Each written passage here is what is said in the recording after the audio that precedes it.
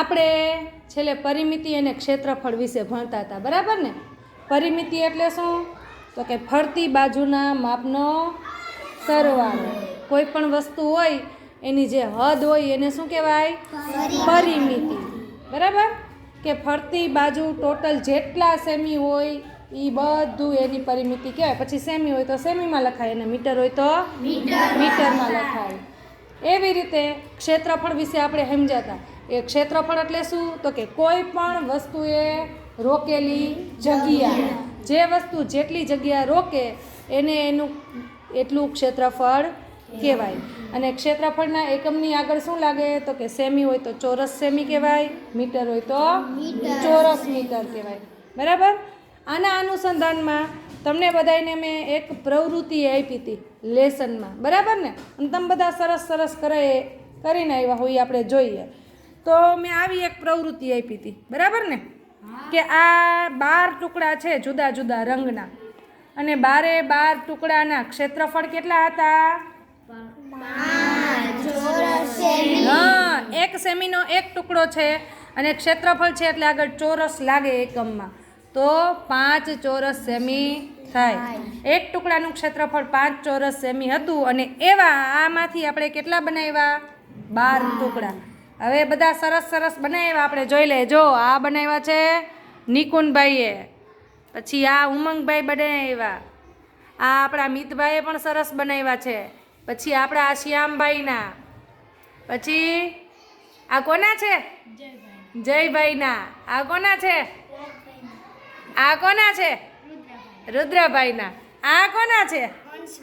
અંશભાઈના. અને આ કોના છે? શ્યામભાઈના. સરસ.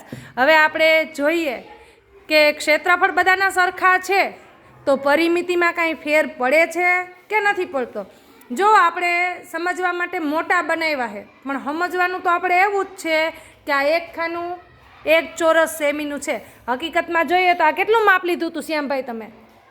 3.5 સેમીનું, પણ આપણે આને 1 સેમી જ સમજવાનું છે. એટલે વિચારીએ તો આ 5 ચોરસ સેમી ક્ષેત્રફળ છે.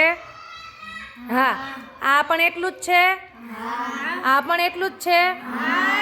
આ બધાના ક્ષેત્રફળ કેટલા છે?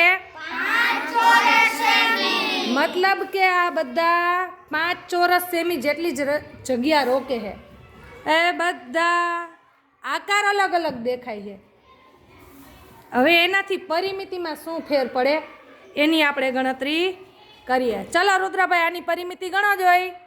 1 2 3 4 5 6 7 8 9 10 11 12. કેટલી થાય?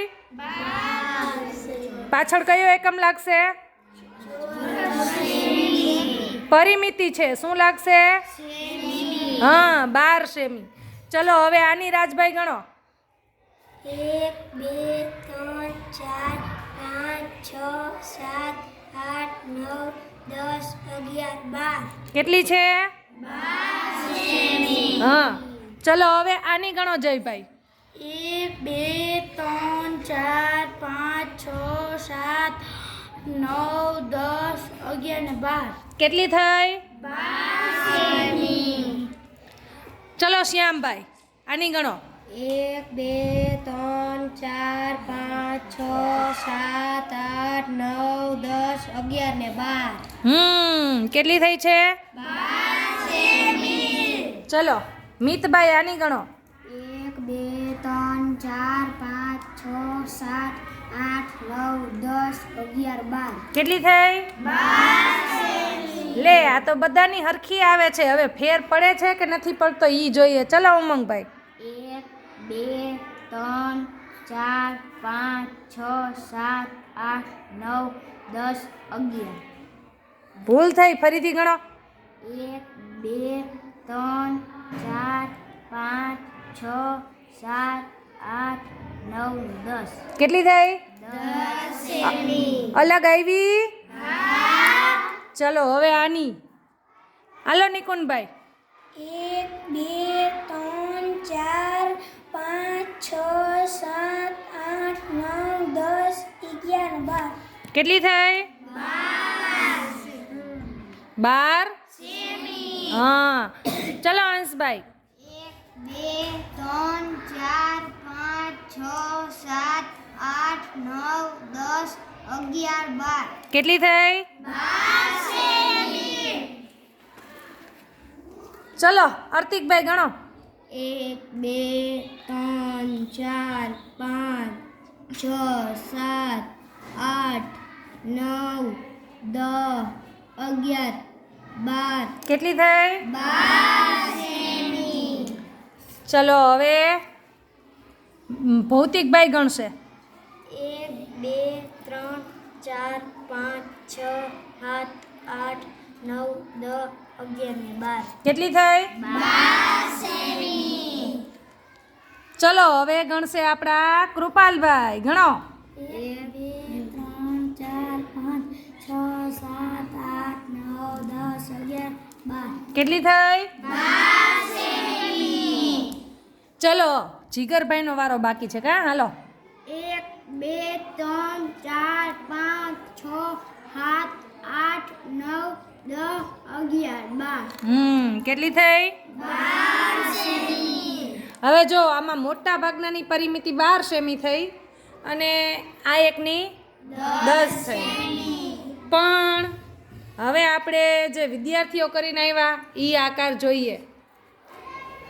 જો અમિતભાઈએ આવી સરસ જુદી જુદી આકૃતિઓ દોરી છે. આ બધાનું ક્ષેત્રફળ પણ કેટલું છે? 5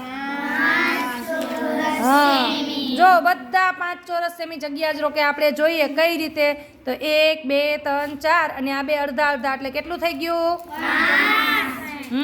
પછી આની ગણતરી કરીએ તો 1 2 3 4 આ બે અડધા એટલે કેટલું થઈ ગયું? ચલો આની ગણતરી કરો. 1 2 3 4 આ બે થઈ 5. ચલો 1 2 3 4 અને આ બે અડધા એટલે 5. આને ગણો. 1 2 3 4 અને આ બે થઈને 5. 1 2 3 4 અને આ બે અડધા અડધા 1 એટલે 5. એવી રીતે સરસ સરસ બધા આકાર બનાવ્યા છે. એનું ક્ષેત્રફળ તો 5 ચોરસ સેમી છે. પણ હવે એની પરિમિતિમાં કાંઈ ફેર પડે છે કે નથી પડતો એ આપણે જોઈશું. બરાબર? ચલો આપણે પહેલાં આ આકાર લઈ લઈએ. ચલો ઉમંગભાઈ ગણતરી કરો જોઈ. 1 2 3 4 5 6 7 8 9 10 11 12 કેટલું થયું? 12 ચલો એની નીચે લખી દઈએ 12 સેમી. પરિમિતિ છે એટલે એકમની પાછળ ખાલી સેમી અથવા મીટર જે હોય એ આવે. પણ ક્ષેત્રફળ હોય તો સેમી હોય તો ચોરસ સેમી અને મીટર હોય તો ચોરસ મીટર. ચલો હવે આ આકારને લઈએ. મિતભાઈ ગણો. 1 2 3 4 5 6 7 8 9 10 11 12 આની પણ કેટલી થઈ? 12 સરસ. ચલો શ્યામભાઈ. 1 2 3 4 5 6 7 8 9 10 કેટલી થઈ? 10 જો ફેર પડ્યો? હા 10 થઈ એની. ચલો હવે આની ગણીએ. આની ગણશે જયભાઈ. 1 2 3 4 5 6 7 9 10 કેટલી થઈ? 10 ફેર પડ્યો? ચલો હવે આ ટી જેવો દેખાય છે એની ગણશે રુદ્રભાઈ. 1 2 3 4 5 જો હવે અહીંયા આ અડધા સેમીનું જ છે લીટું, એટલે આ અડધું બે થઈને એક ગણવાનું થાય. બરાબર? એટલે અહીંથી શરૂ કર્યું હતું 1 2 3 4 આ બે થઈને આ એક આખું છે એટલે 6 7 પછી આ બે થઈને 9 કેટલી થઈ? હા સરસ. ચલો હવે આની ગણીએ. હાલો રાજભાઈ. 1 2 3 4 5 6 7 8 જુઓ કેટલી થઈ? 8 સેમી. ફેર પડ્યો? જોજો 5 જ ખાના રોકેલા હે ને? ક્ષેત્રફળ તો બધા જેટલું જ છે ને? તો આની કેટલી થઈ? આવું શું કામ થયું? તો કે આ જે જગ્યા છે ને એ એકદમ નજીક નજીક છે, આકાર બધા નજીક નજીક ગોઠવ્યા છે.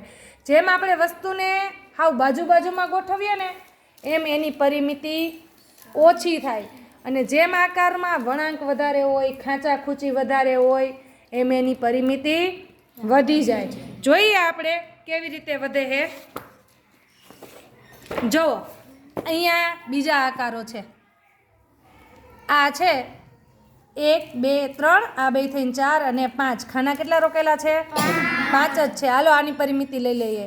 1 2 3 4 5 6 7 8. કેટલી થઈ?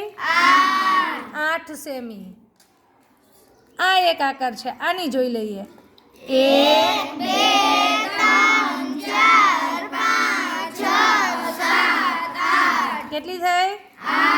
જો ફેર થાય છે ને. ચલો હવે આ આકાર લઈ લઈએ. 1 2 3 4 5 6 7 8 9 10 11 12 13 14 15 16. વધી ગઈ? કેટલી થઈ? 16 સેમી. શું કામ? તો કે આમાં જો આમાં વળાંક વધારે આવી ગયા છે ને. વળાંક આમાં એનાથી પણ વધારે વળાંક છે. હાલો આમાં જોઈએ કેટલી થાય છે.